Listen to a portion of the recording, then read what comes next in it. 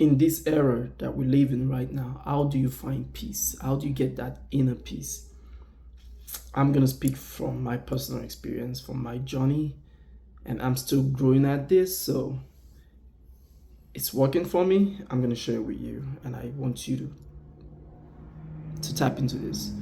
So I have four methods to which I get my inner peace. And number one of it is my number one is being contented. When I'm around people and I see someone being jealous or being envious of someone else and just saying, hey, I wish I had this, I wish I had that, I wish I had what that person did, that. My perspective is different. I see someone who has something that I don't have. I'm like, oh, cool, chill, nice. It ends at that. I don't go beating myself and hammering myself and my sanity saying, oh, I wish I had. No, I don't do any of that. I am just contented with what I have. What I've been able to achieve and where I'm going, I am contented with it. I am comfortable in my skin. And I'm grateful for myself and everything around me and everyone who's been in my life. So I'm contented. I don't desire more than I can accomplish. And I also bring myself down. That's part of me being contented. I shrink my thoughts when I think too big or imagine things too overwhelming. I bring myself back on earth. I'm like, no. Tone it down. Tone it down. This is what you can achieve. This is what you cannot achieve, and be fine with it. Be okay with it. I am contented. You need to be contented in your life. You need to look in your life and say to yourself, I am happy with where I'm at. I'm happy with what I'm trying to achieve. I'm happy with the work and the effort that I'm putting in towards my goal. I am contented. Say that to yourself as often as you can. I am contented, and practice contention. You are contented. Practice being contented. Sorry, I take that word back, contention. Practice being contented with your life. It's an everyday practice. The second thing that I do is I do not sweat the little things. The little stuff, I don't sweat it. When I come across certain situations or challenges, I say to myself, what's left to do other than go get better? What's left to do other than go sit back, analyze the situation, see where my faults are at, where my mistakes are at, and try to be better at them next time. I don't go beating myself and saying, oh my God, life is crazy, I shouldn't have done that. Because every time I did those things, nothing changes.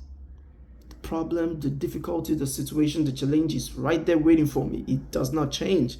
It's just looking at me and saying, okay, I'm going to just make you feel more miserable if you keep beating yourself to the little things. No, I don't sweat the little things. I take them for what they are. As a matter of fact, I speak to them as little things. When I come across a challenge to someone else, it could be gigantic. To me, I try to beat it down. I beat that stuff down. I say to it, no, you're not more than me. I have what it takes to be more than this situation. I have what it takes to conquer this situation. I have what it takes to create a solution for this situation. In as difficult as it may be, I can find the solution. I can meet the right people. I can get the right advice. I can be guided. I don't sweat the little things. Do not sweat the little things. Number 3 on my list is the big stuff are only as big as you make them. Yeah, you heard that right. The big stuff are only as big as you make them to be. How our minds interpret things, how we make our minds interpret things matters a lot. When you go overthinking about something, you're just making that problem more bigger and bigger and bigger than it already is. The moment you identify a problem or a challenge or a situation you are in, leave it at that. Sit back and go into the next phase of solutions. What do you have to do? Who do you have to come in contact with? Who's the right source? Who has that information? Who has that link? Who has that connection? Who or what do you have to do next to better that situation? Or you go crying over spilled milk, you're just making that stuff big and gets bigger and bigger, and then what, it consumes you, and then what happens? You go into depression. Nah. The big stuff are only as big as you make them to be. And last on my list would be squash that little tricky voice in your head. And the only way you can squash it is by creating an opposite voice of positivity in your life. So when I get into difficult situations, or when I come across a problem, or I made a mistake in my life, I'm human, just like you are. The next thing that comes up in my head is that little voice telling me, you messed up, this is crazy, how do you how do you defeat this, how do you get out of this problem, you caused it, it's your fault. And that voice keeps playing on and on and on and on and on. And over time, I started saying to myself, I can actually speak positivity into myself. So how do I do this? I started creating another voice that's telling me, no, Jimmy, you're way bigger than this problem. Don't let that guy trick you into depression. Nah. You got this. There have been many before you who have conquered these kind of situations. Generations and generations of people. There's someone out there who knows the solution to this problem. Don't let this little guy trick you. So I just squash that thoughts.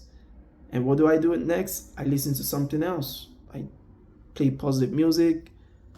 I listen to a positive podcast. I just take my mind off it. I trick it. I trick that little voice of mine. Like, hey, I'm not bothered by you. Stay in your lane.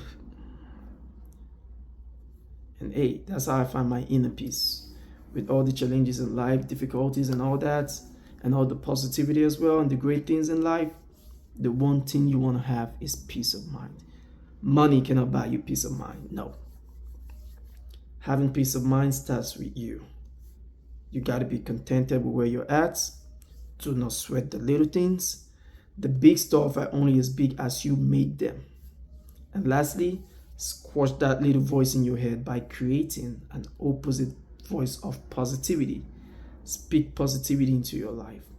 Even when it is gloomy, when it is very, very bad, things are like you're at the rock bottom, speak positivity to your life.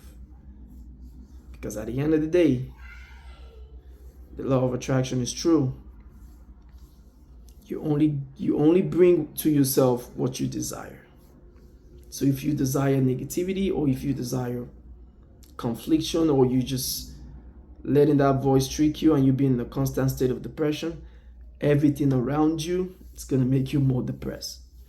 But when you vision and imagine yourself and think of positivity, you will attract positivity.